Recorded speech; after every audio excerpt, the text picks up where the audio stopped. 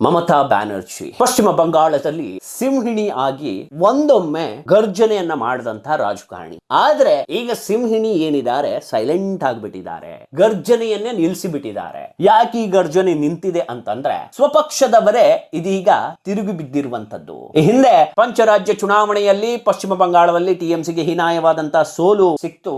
ಅಲ್ಲಿಂದ ಪಕ್ಷ ಅನ್ನೋದು ತನ್ನ ಅಸ್ತಿತ್ವವನ್ನೇ ಕಳ್ಕೊಳ್ತಾ ಬಂತು. ಒಂದಿಷ್ಟು ಜನ ಶಾಸಕರು ಬಂಡಾಯ ಎದ್ದು ಬಿಟ್ರು. ಇದೀಗ ಮರಳಿ ಗೂಡಿಗೆ ಎನ್ನುವಂತಹ ದಾರಿಯಲ್ಲಿ ಬಂಗಾಳದ ಸಿಂಹಿಣಿ ಅಂತಾನೆ ಖ್ಯಾತಿ ಪಡೆದಂತ ಮಮತಾ ಬ್ಯಾನರ್ಜಿ ಅವರು ಇರುವಂತದ್ದು. ಯಾಕೆ ಈ ಮರಳಿ ಗೂಡಿಗೆ ಅನ್ನುವಂತ ಪದವನ್ನ ಉಪಯೋಗಿಸುತ್ತೆ ಅಂತಂದ್ರೆ, ಈ ಹಿಂದೆ ಕಾಂಗ್ರೆಸ್ ನಲ್ಲೇ ಇದ್ದಂತ ಮಮತಾ ಬ್ಯಾನರ್ಜಿ ಅವರು ಕಾಂಗ್ರೆಸ್ ನನ್ನ ವಿರೋಧಿಸಿ ನಂತರ ಟಿಎಂಸಿ ಅನ್ನುವಂತ ಹೊಸ ಪಕ್ಷವನ್ನ ಕಟ್ತಾರೆ. ಕಾರಣ ತುಂಬಾನೇ ಇದೆ. ಈ ಹಿನ್ನೆಲೆಯನ್ನ ನಾವು ನೋಡೋದಾದ್ರೆ, ಈ ಹಿಂದೆ ಸ್ಟಾರ್ಟಿಂಗ್ ನಲ್ಲಿ ಮಮತಾ ಬ್ಯಾನರ್ಜಿ ಅವರು ವಿದ್ಯಾರ್ಥಿ ಸಂಘದಲ್ಲಿ ಒಂದಷ್ಟು ಚಾಪನ ಮೂಡಿಸಿದ್ರು. ಹೋರಾಟಗಳು, ಪ್ರತಿಭಟನೆಗಳು, ಚಳುವಳಿಗಳು ಇದೆಲ್ಲದರಲ್ಲೂ ಪಾಲ್ಗೊಂಡಿದ್ರು. ಅದನ್ನ ಗುರುತಿಸಿದಂತ ರಾಜೀವ್ ಗಾಂಧಿ ಅವರು ಇವರಿಗೆ ಪಕ್ಷದಲ್ಲಿ ನಾಯಕತ್ವವನ್ನ ಕೊಡ್ಲಿಕ್ಕೆ ಮುಂದಾದ್ರು. ನಂತರ ರಾಜೀವ್ ಗಾಂಧಿ ಅವರು ಡೆತ್ ಆದ್ರು. ನಂತರ ಎಲ್ಲಿ ನನ್ನ ವರ್ಚಸ್ ಕಮ್ಮಿ ಆಗುತ್ತೋ ಅನ್ಕೊಂಡು ಪ್ರಣಬ್ ಮುಖರ್ಜಿ ಅವರು ಏನು ಮಾಡಿದ್ರು, ಮಮತಾಳ ಅವಕಾಶವನ್ನ ಕಿತ್ಕೊಳ್ಳಿಕ್ಕೆ ಟ್ರೈ ಮಾಡಿದ್ರು.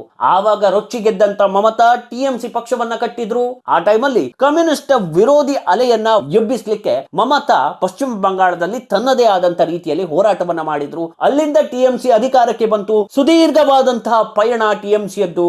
ಆದ್ರೆ ಇದೀಗ ಧೂಳೀಪಟವಾಗ್ಬಿಟ್ಟಿದೆ. ನೋಡಿ, ರಾಜಕಾರಣ ಅನ್ನೋದೇ ಹಾಗೆ. ಯಾರನ್ನ ಯಾವಾಗ ಹೇಗೆ ಬೇಕಾದ್ರೂ ಕುಣಿಸುತ್ತೆ, ಯಾವಾಗ ಹೇಗೆ ಬೇಕಾದ್ರೂ ಇಳಿಸುತ್ತೆ. ರಾಜಕಾರಣದಲ್ಲಿರುವಂತಹ ಒಂದಿಷ್ಟು ಸೂಕ್ಷ್ಮ ಅಂಶಗಳನ್ನ ರಾಜಕಾರಣಿಗಳೇ ಅರಿಯದೆ ಹೋದ್ರೆ ಅವರಿಗೆ ಪಕ್ಷ ಅನ್ನೋದು ತನ್ನ ವರ್ಚಸ್ಸನ್ನ ಕಳೆದುಕೊಂಡು ಬೀದಿಗೆ ಬೀಳುತ್ತೆ. ಅಂತಹ ಪರಿಸ್ಥಿತಿ ಈಗ ಟಿಎಂಸಿ ಪಕ್ಷಕ್ಕೆ ಎದುರಾಗಿರುವಂತದ್ದು. ಈ ಕಾರಣಕ್ಕಾಗಿಯೇ ಇದೀಗ ಕಾಂಗ್ರೆಸ್ ಜೊತೆ ಮೈತ್ರಿಗೆ ಮುಂದಾಗಿರುವಂತದ್ದು. ಹಾಗಾದ್ರೆ ಏನೆಲ್ಲ ಆಯ್ತು? ಮಮತಾಳ ಈ ಭದ್ರಕೋಟೆ ಛಿದ್ರ ಆಗಿದ್ದ ಹೇಗೆ? ಮುಂಬರುವ ದಿನಗಳಲ್ಲಿ ಟಿಎಂಸಿ ಪಕ್ಷ ಇರುತ್ತಾ ಇಲ್ವಾ? ಇದೆಲ್ಲ ವಿಚಾರದ ಬಗ್ಗೆ ಇಂದಿನ ಈ ವಿಡಿಯೋದಲ್ಲಿ ನಾನು ಮಾಹಿತಿ ಕೊಡ್ತೇನೆ. ನೀವಿನ್ನು ನಮ್ಮ ಚಾನೆಲ್ ಅನ್ನ ಸಬ್ಸ್ಕ್ರೈಬ್ ಆಗದಿದ್ದಲ್ಲಿ ಸಬ್ಸ್ಕ್ರೈಬ್ ಆಗಿ, ಹಾಗೆ ಬೆಲ್ ಐಕಾನ್ ಕ್ಲಿಕ್ ಮಾಡೋ ಮೂಲಕ ನೋಟಿಫಿಕೇಶನ್ ಅನ್ನ ಪಡೆಯಿರಿ. ಟಿಎಂಸಿ ಪಕ್ಷಕ್ಕೆ ನಂಬದವರೇ ಮೋಸ ಮಾಡಿಬಿಟ್ಟಿದ್ದಾರೆ. ಅತಿಯಾದ ನಂಬಿಕೆ ಅನ್ನೋದು ಎಲ್ಲೂ ಕೂಡ ವರ್ಕೌಟ್ ಆಗಲ್ಲ ಈ ಸಮಾಜದಲ್ಲಿ ಅನ್ನೋದಕ್ಕೆ ಟಿಎಂಸಿ ಪಕ್ಷ ಉತ್ತಮ ಉದಾಹರಣೆ ಅಂತೀನಿ. ಯಾಕೆ ಗೊತ್ತಾ? ಹಿಂದೆ ಮಮತಾ ಬ್ಯಾನರ್ಜಿ ಅವರು ಅತಿಯಾಗಿ ನಂಬಿದ್ದು ಸೈಹಾನಿ ಘೋಷ್ ಅವರನ್ನ. ಸೈಹಾನಿ ಘೋಷ್ ನಿಮ್ಗೆ ಗೊತ್ತಿರಬಹುದು, ಮಮತಾ ಬ್ಯಾನರ್ಜಿಯನ್ನ ಪುಂಖಾನುಪುಂಖವಾಗಿ ಹೊಗಳ್ತಾ ಇದ್ರು. ಕೇಂದ್ರ ಸರ್ಕಾರವನ್ನ ಪದೇ ಪದೇ ಟೀಕೆ ಮಾಡ್ತಾ ಇದ್ಲು. She is A good leader. ಆದ್ರೆ ಎಥಿಕ್ಸ್ ಅನ್ನೋ ವಿಚಾರಕ್ಕೆ ಬಂದ್ರೆ ಇವತ್ತು ಮಮತಾಗೆ ತಿರುಗಿ ಬಿದ್ದಿರುವಂತದ್ದು. ನೋಡಿ, ನೀವ್ ಯಾವಾಗ ಯಾವ ಗಿಡವನ್ನ ಬೆಳೆಸ್ತೀರಿ, ಆ ಗಿಡಕ್ಕೆ ಯಾವ ರೀತಿಯಾಗಿ ನೀರ್ ಹಾಕ್ತೀರಿ, ನೀರ್ ಹಾಕಿದ ಮೇಲೆ ಆ ಗಿಡ ನಿಮ್ಗೆ ಫಲ ಕೊಡುತ್ತಾ ಇಲ್ಲ ನಿಮ್ಗೆ ತಿರುಗಿ ಬೀಳುತ್ತಾ ಅನ್ನೋದನ್ನ ಆಲೋಚನೆ ಮಾಡಬೇಕಾಗತ್ತೆ ರಾಜಕಾರಣದಲ್ಲಿ. ಅದೇ ಆಲೋಚನೆಯಲ್ಲಿ ಈಗ ಮಮತಾ ಫೇಲ್ ಆಗಿರುವಂತದ್ದು. ನಂತರ ಏನಾಯ್ತು? ಒಬ್ಬೊಬ್ಬರಾಗಿ ಸಂಸದರು, ಶಾಸಕರ ಬಂಡಾಯ ಹೇಳ್ತಾ ಹೋಯ್ತು. ಯಾಕೆ ಹೀಗಾಯ್ತು ಅಂತಂದ್ರೆ, ಮಮತಾ ಬ್ಯಾನರ್ಜಿ ಮಾಡಿದ ಒಂದಿಷ್ಟು ತಪ್ಪುಗಳು. ಯಾವುದಾ ಒಂದಿಷ್ಟು ತಪ್ಪು ಅಂತಂದ್ರೆ, ಟಿಎಂಸಿಗೆ ಮೊದಲು ಪೆಟ್ಟು ಬಿದ್ದಿದ್ದೆ ಅವರ ಸಹೋದರ ಅಳಿಯ ಅಭಿಷೇಕ್ ಬ್ಯಾನರ್ಜಿ ವರ್ತನೆಯಿಂದ. ಆತನಿಗೆ ಚಿತ್ತವಾದಂತಹ ಅಧಿಕಾರಗಳನ್ನ ಕೊಟ್ಟು ಬಿಟ್ರು. ಆತ ಅವನಿಗೆ ಹೆಂಗ್ ಬೇಕೋ ಹಾಗೆ ಮಾಡ್ತಾ ಹೋದ. ಇದು ಅಲ್ಲಿನ ಒಂದಿಷ್ಟು ಶಾಸಕರಿಗೆ ವೈಮನಸ್ಸನ್ನ ಉಂಟು ಮಾಡ್ತು. ನಂತರ ಏನಾಯ್ತು? ಇದರಿಂದ ವಿಪರೀತವಾಗಿ ಕೋಪಗೊಂಡಂತ ಸುವೆಂದು ಅಧಿಕಾರಿ ಏನಿದ್ದಾರೆ ಪಶ್ಚಿಮ ಬಂಗಾಳದಲ್ಲಿ ತನ್ನದೇ ಆದಂತ ವರ್ಚಸ್ಸನ್ನ ಹೊಂದಿದ್ದಂತ ಸುವೆಂದು ಅಧಿಕಾರಿ ಸೀದಾ ಹೋಗಿ ಬಿಜೆಪಿಗೆ ಜಾಯಿನ್ ಆಗ್ಬಿಟ್ರು. ಈಗ ಪಶ್ಚಿಮ ಬಂಗಾಳದ ಬಿಜೆಪಿಯ ಮುಖ್ಯಮಂತ್ರಿ ಆಗ್ಬಿಟ್ಟಿದ್ದಾರೆ. ಸೊ ಏನಾಗುತ್ತೆ ಈ ತರ ಆದಾಗ ಅಂತಂದ್ರೆ, ಬಿಜೆಪಿಗೆ ಸೇರಿ ಈಗ ಮುಖ್ಯಮಂತ್ರಿ ಆಗಿಬಿಟ್ಟಿದ್ದಾರೆ. ಅಲ್ಲಿಂದ ಏನಾಯ್ತು? ಟಿಎಂಸಿ ಪಕ್ಷ ಅಲಗಾಡ್ಲಿಕ್ಕೆ ಸ್ಟಾರ್ಟ್ ಆಯ್ತು. ನಂತರ ಏನಾಯ್ತು? ಈ ಹಿಂದೆ ಆರ್ಜಿಕರ್ ವೈದ್ಯಕೀಯ ಕಾಲೇಜಿನ ವಿದ್ಯಾರ್ಥಿ ಅಪಹರಣ ಮತ್ತು ಆ ಹೆಣ್ಣು ಮಗುವಿನ ಮೇಲೆ ಆದಂತ ಬರ್ಬರವಾದಂತ ದೌರ್ಜನ್ಯದ ಬಗ್ಗೆ ಜನರಲ್ಲಿ ಸರ್ಕಾರದ ಮೇಲೆ ತೀವ್ರ ನೋವನ್ನುಂಟು ಮಾಡಿತ್ತು. ಇದರಿಂದ ಜನ ದಂಗೆ ಏಳಲಿಕ್ಕೆ ಸ್ಟಾರ್ಟ್ ಮಾಡಿದ್ರು. ಒಂದಿಷ್ಟು ಹೋರಾಟಗಳು ನಡೆದವು, ಹಿಂಸಾಚಾರಗಳು ನಡೆದವು. ಆವಾಗಲೇ ಅನೇಕರು ಪ್ರಿಡಿಕ್ಟ್ ಮಾಡಿದ್ರು ಮುಂಬರುವ ಚುನಾವಣೆಯಲ್ಲಿ ಟಿಎಂಸಿ ಮಕಾಡೆ ಮಲಗುತ್ತೆ ಅಂತ. ಆ ಭವಿಷ್ಯ ನಿಜವಾಗಿ ಹೋಯ್ತು. ನೀವು ನೋಡಿದಿರಿ, ಪಂಚರಾಜ್ಯ ಚುನಾವಣೆಯಲ್ಲಿ ಮಕಾಡೆ ಮಲಗಿಬಿಡುತ್ತು. ಈ ಎಲ್ಲ ಕಾರಣದಿಂದ ಹೀನಾಯವಾದಂತ ಸೋಲನ್ನ ಅನುಭವಿಸ್ತಾ ಹೋಯ್ತು. ನಂತರ ಟಿಎಂಸಿಯಲ್ಲಿ ಒಂದಿಷ್ಟು ಒಳಜಗಳ ಆರಂಭವಾಯ್ತಾ ಹೋಯ್ತು. ಚುನಾವಣೆಯ ಫಲಿತಾಂಶದ ನಂತರ ಮಮತಾ ಬ್ಯಾನರ್ಜಿ ಏನ್ ಮಾಡಿದ್ರು? ಒಬ್ಬರನ್ನ ವಿರೋಧ ಪಕ್ಷದ ನಾಯಕರು ಅಂದ್ಕೊಂಡು ಹೇಳಿ ಅವರನ್ನ ಒಪ್ಸಿ ಮುಂದೆ ಕಳಿಸ್ಬಿಟ್ರು. ಅಭಿಷೇಕ್ ಬ್ಯಾನರ್ಜಿ ಅವರು ನಮ್ಮಲ್ಲಿ ಶಾಸಕರ ಬೆಂಬಲ ಇದೆ ಅನ್ನುವಂತ ಒಂದು ಪತ್ರವನ್ನ ಹಿಡ್ಕೊಂಡು ಸ್ಪೀಕರಿಗೆ ಕೊಟ್ಬಿಟ್ರು, ನಾವು ಸಹಿ ಹಾಕೊಂಡು ಬಂದಿದ್ದೇವೆ ಅಂತ. ಆದ್ರೆ ಶಾಸಕರು ಇಲ್ಲಿ ರೆಬಲ್ ಆಗ್ಬಿಟ್ರು. ಆ ಸಹಿ ಯಾವುದು ನಮ್ಮದಲ್ಲ, ಅದು ಫೋರ್ಜರಿ, ಅದು ನಕಲಿ ಸಹಿ ಅನ್ನೋದಾಗಿ ಹೇಳ್ಕೊಂಡ್ಬಿಟ್ರು. ಅಲ್ಲಿಂದ ಏನಾಯ್ತು ಅಂತಂದ್ರೆ ಪಾರ್ಟಿಯಲ್ಲಿ ಒಂದಿಷ್ಟು ಒಳ ಜಗಳಗಳು ಸ್ಟಾರ್ಟ್ ಆದ್ವು, ಬಂಡಾಯ ಎದ್ವು, ಒಬ್ಬೊಬ್ಬರಾಗೆ ಪಾರ್ಟಿಯನ್ನ ಬಿಡ್ತಾ ಹೋದ್ರು. ಸೊ ಇದೇನಾಗುತ್ತೆ ಅಂತಂದ್ರೆ ಎಲ್ಲೋ ಒಂದ್ ಕಡೆ ಪಾರ್ಟಿಯನ್ನ ಗ್ರಿಪ್ಪಿಗೆ ತೆಗೆದುಕೊಳ್ಬೇಕು ಅನ್ನುವಂತ ಮುನ್ನೆಲೆಗೆ ಹೋಗ್ತಿರೋ ಟೈಮ್ ಅಲ್ಲಿ ಹಿಂದೆ ಮಾಡಿದ ತಪ್ಪು ಪದೇ ಪದೇ ಪೆಟ್ಟು ಕೊಡ್ತಾನೆ ಬಂತು. ಸೊ ಇಲ್ಲಿ ಮಮತಾ ಬ್ಯಾನರ್ಜಿ ಅವರಿಗೆ ಏನಾಗಿದೆ ಅಂತಂದ್ರೆ ಇವರು ಮಾಡಿದ ತಪ್ಪುಗಳನ್ನ ತಿದ್ದುಕೊಳ್ಳುವ ಅವಕಾಶ ಇತ್ತು, ಅದನ್ನ ಮಾಡ್ಕೊಳ್ಳಿಲ್ಲ. ನನಗೆ ಹೇಗೆ ಬೇಕು ಹಾಗಿರ್ತೀನಿ, ನನ್ನ ಕುಟುಂಬದವರಿಗೆ ಅಧಿಕಾರ ಕೊಡ್ತೀನಿ ಅಂತೆಲ್ಲ ಆಲೋಚನೆ ಮಾಡ್ತಾ ಹೋದ್ರು. ಆದ್ರೆ ಪಕ್ಷವೇ ಒಡಿತಾ ಇರೋದ್ರ ಬಗ್ಗೆ ಗಮನವನ್ನ ಹರಿಸ್ಲೇ ಇಲ್ಲ. ಒಳ್ಳೊಳ್ಳೆ ಶಾಸಕರಿದ್ರು, ಸಂಸದರಿದ್ರು, ಅವರೆಲ್ಲರನ್ನ ಕಡೆಗಣನೆ ಮಾಡ್ತಾ ಬಂದ್ರು. ಕಡೆಗಣನೆ ಮಾಡ್ತಾ ಬಂದಾಗ ರೆಬಲ್ ಆಗಿ ಬಿಟ್ರು. ಅಷ್ಟೇ ಅಲ್ಲದೆ ಯಾರ್ಯಾರಿಗೋ ಟಿಕೆಟ್ ಕೊಟ್ಟಿದ್ರು ಕಣ್ರಿ ಇವರು. ಇಲ್ಲಿ ಇವರು ಮಾಡಿದ್ದು ಮಿಸ್ಟೇಕು. ಫಾರ್ ಎಕ್ಸಾಂಪಲ್ ಗುಜರಾತ್ ನ ಯೂಸುಫ್ ಪಠಾಣ್ಗೆ ಟಿಕೆಟ್ ಕೊಟ್ಟಿದ್ರು, ಕ್ರಿಕೆಟ್ ಆಟಗಾರ.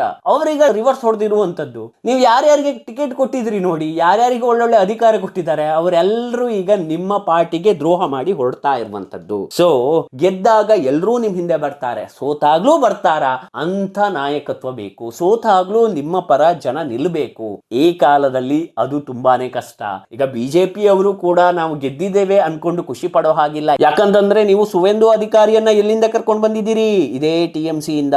ಮುಂದೊಂದು ದಿನ ಅವರು ಕೂಡ ನಿಮ್ಗೆ ರಿವರ್ಸ್ ಹೊಡೆದ್ರು ಹೊಡಿಬಹುದು. ಬಿಜೆಪಿಗೆ ಇದೊಂದು ದೊಡ್ಡ ಪಾಠ ಆಗುತ್ತೆ. ಯಾಕಂತಂದ್ರೆ ಎಲ್ಲೆಲ್ಲಿ ಬಿಜೆಪಿ ಅವರು ಹೋಗಿದಾರೋ ಅಲ್ಲೆಲ್ಲ ಸ್ಥಳೀಯ ಪಾರ್ಟಿಯ ಜೊತೆ ತಮ್ಮದೇ ಆದಂತ ಅಡ್ಜಸ್ಟ್ಮೆಂಟ್ ರಾಜಕಾರಣ ಮಾಡ್ಕೊಂತ ಹೋಗಿದ್ದಾರೆ. ಬಿಜೆಪಿ ಅಲ್ಲಿರುವಂತಹ ಮುಕ್ಕಾಲು ಭಾಗ ಜನರು ಏನಿದ್ದಾರೆ, ಶಾಸಕರು ಸಂಸದರು ಏನಿದ್ದಾರೆ, ಅವರೆಲ್ಲರೂ ಬೇರೆ ಪಾರ್ಟಿಯವರು. ಅವರು ಕೂಡ ನಿಮ್ಗೆ ದ್ರೋಹ ಮಾಡಬಾರ್ದು ಅಂತ ಏನಿಲ್ಲ. ಯಾಕಂತಂದ್ರೆ ಈ ನಂಬಿ ಕೈ ಕೊಡೋರಲ್ಲಿ ಈ ಕಲಿಯುಗದಲ್ಲಿ ತುಂಬಾ ಜನ ಸಿಗ್ತಾರೆ. ಅದು ರಾಜಕಾರಣದಲ್ಲಂತೂ ನೀವು ಒಬ್ಬರನ್ನ ನಂಬಿದ್ರೆ ಅವ್ರು ನಿಮ್ ಜೊತೆ ಪರ್ಮನೆಂಟ್ ಇರ್ತಾರ ಕೇಳಿದ್ರೆ ಸಾಧ್ಯವೇ ಇಲ್ಲ. ಸೊ ಹಾಗಾಗಿ ಬಿಜೆಪಿಯವರು ಕೂಡ ಇದರಿಂದ ಪಾಠವನ್ನ ಕಲಿಲೇಬೇಕು. ನಂತರ ಏನಾಯ್ತು, ಒಬ್ಬೊಬ್ಬರಾಗೆ ಈಗ ರಾಜೀನಾಮೆಯನ್ನ ಕೊಡ್ತಾ ಇರುವಂತದ್ದು. ಇನ್ನು 29 ಸಂಸದರು TMC ಇಂದ ಇದ್ರು. ಲೋಕಸಭೆಯಲ್ಲಿ 29 ಸಂಸದರು TMC ಇಂದ ಇದ್ದವರು. ಅದರಲ್ಲಿ ಈಗ 19 ಜನ ರೆಬಲ್ ಆಗಿರುವಂತದ್ದು. ಒಂದಿಷ್ಟು ಜನ ಈಗಾಗಲೇ NDA ಜೊತೆ ಸೇರ್ಕೊಂಡು ಬಿಟ್ಟಿದ್ದಾರೆ. ಬಿಜೆಪಿಗೆ ಈಗ ರೆಬಲ್ ಆದಂತಹ 19 ಜನರ ಏನು ಬೆಂಬಲ ಸಿಗ್ತಾ ಇರುವಂತದ್ದು, ಇದು ಎಲ್ಲೋ ಒಂದ್ ಕಡೆ ಮಮತಾ ಬ್ಯಾನರ್ಜಿಗೆ ತುಂಬಾನೇ ಕಳವಳ ಉಂಟು ಮಾಡಿದೆ. ಸೊ ಈಗ ತನ್ನ ಅಸ್ತಿತ್ವವನ್ನ ಉಳಿಸ್ಕೋಬೇಕು, ಪಾರ್ಟಿಯನ್ನ ಉಳಿಸ್ಕೊಳ್ಬೇಕು. ಹಾಗಾಗಿ ಮರಳಿ ಗೂಡಿಗೆ ಬರುವಂತ ಪ್ರಯತ್ನಕ್ಕೆ ಮಮತಾ ಕೈ ಹಾಕಿದ್ದಾರೆ. ಕಾಂಗ್ರೆಸ್ ಜೊತೆ ಮೈತ್ರಿಗೆ ಸಿದ್ಧರಾಗಿ ನಿಂತಿದ್ದಾರೆ. ಏನ್ ಗೊತ್ತಾ, ಯಾವತ್ತು ನಾವು ಪಾರ್ಟಿಯನ್ನ ಕಟ್ಟುವಾಗ ಆ ಪಾರ್ಟಿಯನ್ನ ಉಳಿಸ್ಕೊಳ್ಳಿಕ್ಕೆ ಏನು ಬೇಕು ಅದನ್ನ ಮಾಡಬೇಕು. ಈಗ ರಾಷ್ಟ್ರೀಯ ಪಕ್ಷದ ಜೊತೆ ನೀವು ಒಂದ್ಸತಿ ಮರ್ಜ್ ಆಗಿಬಿಟ್ರೆ ಅಲ್ಲಿ ಮುಗಿತು ನಿಮ್ಮ ಪಾರ್ಟಿಯ ಅಸ್ತಿತ್ವ. ಸ್ಕ್ರಾಚ್ ಇಂದ ಬಿಲ್ಡ್ ಮಾಡ್ತೀರಾ, ಬಿಲ್ಡ್ ಮಾಡಿ. ನಾನು ಕೂಡ ಕಾಂಗ್ರೆಸ್ಗೆ ಹೇಳೋದಿಷ್ಟೇ, ನೀವು ರಾಷ್ಟ್ರೀಯ ಪಕ್ಷ ಇದೀರಿ, ಸ್ಕ್ರಾಚ್ ಇಂದ ಮತ್ತೆ ಬಿಲ್ಡ್ ಮಾಡುವಂತ ಎಲ್ಲ ಅವಕಾಶ ಇದೆ. ಸ್ಕ್ರಾಚ್ ಇಂದ ಬಿಲ್ಡ್ ಮಾಡಿ. ಈ ಅಡ್ಜಸ್ಟ್ಮೆಂಟ್ ಪೊಲಿಟಿಕ್ಸ್ ಗಳು, ಸ್ಥಳೀಯ ಪಾರ್ಟಿಗಳ ಮರ್ಜ್, ಇದೇನಾಗುತ್ತೆ ಅಂತಂದ್ರೆ ಮುಂದೊಂದ್ ದಿವಸ ಅವರಿಗೆ ಸ್ಥಾನಮಾನಗಳ ಬಗ್ಗೆ ವೈಮನಸ್ಸಾದಾಗ ನನಗೂ ಒಂದು ಒಳ್ಳೆ ಸ್ಥಾನ ಬೇಕು ಕೊಡಿ ಅಂತ ಬಂಡಾಯ ಎದ್ದು ಬಿಡ್ತಾರೆ. ಕೊಡ್ಲಿಲ್ಲ ಅಂತಂದ್ರೆ ಪಾರ್ಟಿ ಬಿಟ್ಟು ಹೋಗ್ಬಿಡ್ತಾರೆ. ಸೊ ನಂಬಿಕಸ್ಥ ಪ್ರಾಣಿ ಅನ್ನೋದು ಏನಿರುತ್ತೆ ರಾಜಕಾರಣದಲ್ಲಿ, ಅಂತವರನ್ನ ಕರೆದು ನೀವು ಪಾರ್ಟಿಗೆ ಸೇರಿಸ್ಕೊಳ್ಳಿ. ಸ್ಕ್ರಾಚ್ ಇಂದ ಸ್ಟಾರ್ಟ್ ಮಾಡಿ. ಆಯ್ತು, ಈಗ ಏನು ಸೋತಿದ್ದೀರಿ, ಸೋತು ಸುಣ್ಣ ಆಗಿದ್ದೀರಿ, ಒಂದಿಷ್ಟು ಕಡೆ ಹೀನಾಯವಾಗಿ ಸೋತಿದ್ದೀರಿ, ನಿಮಗೂ ಅಸ್ತಿತ್ವದ ಅವಕಾಶಗಳು ಸಿಗುತ್ತೆ. ಆದ್ರೆ ಸ್ಕ್ರಾಚ್ ಇಂದ ಪಾರ್ಟಿಯನ್ನ ಕಟ್ಟೋದ್ರ ಕಡೆ ಗಮನ ಕೊಡಬೇಕು. ಪದೇ ಪದೇ ಏಟು ತಿಂತಾ ಇದ್ದೀರಿ, ಆ ಏಟು ತಿಂದ ಮೇಲೂ ಬುದ್ಧಿ ಕಲೀಲಿಲ್ಲ ಅಂತಂದ್ರೆ ಮತ್ತೆ ಏಟು ಬೀಳುತ್ತೆ, ಹೇಳೋಕ್ ಆಗೋದಿಲ್ಲ. ಸೊ ಹಾಗಾಗಿ ಹೇಳ್ತಾ ಇರೋದೇನಂತಂದ್ರೆ ಮಮತಾ ಬ್ಯಾನರ್ಜಿ ಅವರನ್ನ ನೀವು ಕರ್ಕೊಳ್ಳೋದು ಬಿಡೋದು ನಿಮ್ಮಿಷ್ಟ. ಆದ್ರೆ ನೀವು ಒಂದಿಷ್ಟು ಸ್ಕ್ರಾಚ್ ಇಂದ ಪಾರ್ಟಿಯನ್ನ ಕಟ್ಟೋದನ್ನ ನೀವು ಕರಗತ ಮಾಡ್ಕೊಳ್ಬೇಕು. ಯಾಕಂತಂದ್ರೆ ಈ ಹಿಂದಿನ ಇತಿಹಾಸವನ್ನ ಹಿಡ್ಕೊಂಡು ನೀವು ಪಾರ್ಟಿಯನ್ನ ಹೆಚ್ಚು ದೂರ ತಳ್ಳಿಕ್ಕೆ ಆಗೋದಿಲ್ಲ. ಬಿಜೆಪಿಗೂ ಇದು ಸಾಧ್ಯ ಇಲ್ಲ ಮುಂಬರುವ ದಿನಗಳಲ್ಲಿ. ಬಿಜೆಪಿಯು ಹಾಗೆ ತನಗೇನು ಬೇಕೋ ಅದು ಮಾಡ್ಕೊಂಡು ಹೋಗ್ತೀನಿ ಅಂತಂದ್ರೆ ಅದು ಕೂಡ ಸಾಧ್ಯ ಇಲ್ಲ. ನಿಮ್ಮಲ್ಲೂ ಮುಕ್ಕಾಲು ಭಾಗ ಸ್ಥಳೀಯ ಪಕ್ಷಗಳ ಒಂದಿಷ್ಟು ಜನರೇ ಇರುವಂತದ್ದು ಶಾಸಕರಾಗಿ, ಸಂಸದರಾಗಿ ಬೆಂಬಲಕ್ಕೆ. ಅವರೆಲ್ಲಾದ್ರೂ ನೀವು ಸ್ಥಾನಮಾನಗಳನ್ನ ಕೊಡದಿದ್ರೆ ಅವರಿಗೆ ವೈಮನಸ್ಸಾಗಿ ಅವ್ರು ಬಿಟ್ಟು ಹೋಗುವಂತ ಚಾನ್ಸಸ್ ಕೂಡ ಇರುತ್ತೆ. ಆದ್ರೆ ಏನ್ ಮಾಡೋದು, ಬಿಜೆಪಿಯಲ್ಲಿ ಒಂದಿಷ್ಟು ED IT ರೈಡ್ ಗಳನ್ನ ಮಾಡೋದು. ಬಿಜೆಪಿ ಒಂದು ವಾಷಿಂಗ್ ಮಷೀನ್ ಆಗಿ ಕೆಲಸ ಮಾಡ್ತಿದೆ ಅನ್ನೋದು ನಮ್ಮೆಲ್ಲರಿಗೂ ಗೊತ್ತಿರುವಂತದ್ದೇ. ಈ ಹಿಂದೆ ರಾಘವ್ ಚಡ್ಡಾ ಬೈದಿದ್ರು ಬಾಯಿಗೆ ಬಂದ ಹಾಗೆ, ಅವರನ್ನೇ ಕರ್ಕೊಂಡು ಹೋಗಿ ಪಾರ್ಟಿಗೆ ಸೇರಿಸ್ಕೊಂಡ್ರು. ಇದೇ ಸುವೇಂದು ಅಧಿಕಾರಿಯನ್ನ ಅಥವಾ ಭ್ರಷ್ಟಾಚಾರಿ ಅಂತ ನರೇಂದ್ರ ಮೋದಿ ಅವರೇ ಭಾಷಣದಲ್ಲಿ ಪುಂಖಾನುಪುಂಖವಾಗಿ ಮಾತನಾಡಿದ್ರು. ಅವನನ್ನೇ ಇವತ್ತು ಪಶ್ಚಿಮ ಬಂಗಾಳದ CM ಮಾಡಿರೋದು. ಯಾವತ್ತು ಸಿದ್ಧಾಂತ ವೇದಾಂತ ಎಲ್ಲವೂ ನಾವು ಸರಿ ಇದ್ದಾಗ ಮಾತ್ರ.